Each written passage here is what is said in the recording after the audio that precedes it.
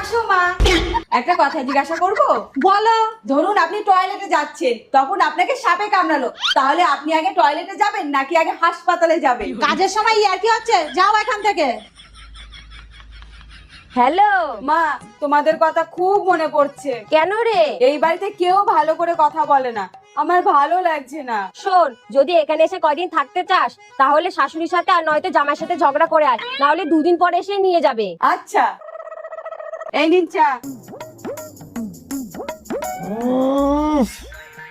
চায়ে চিনির বোতলে নুন দিয়েছো কেন? চুপচাপ খেতে হলে খাও, না হলে খেও না। বৌমা হয়তো ভুল করে নুন দিয়ে ফেলেছে, খেয়ে নে, কিছু হবে না। কি ব্যাপার, ঝগড়া করলো না কেন? মা, কেউ তো ঝগড়া করছে না। তোর শাশুড়ির প্রিয় জিনিস নষ্ট করে দে, তাহলেই ঝগড়া করবে।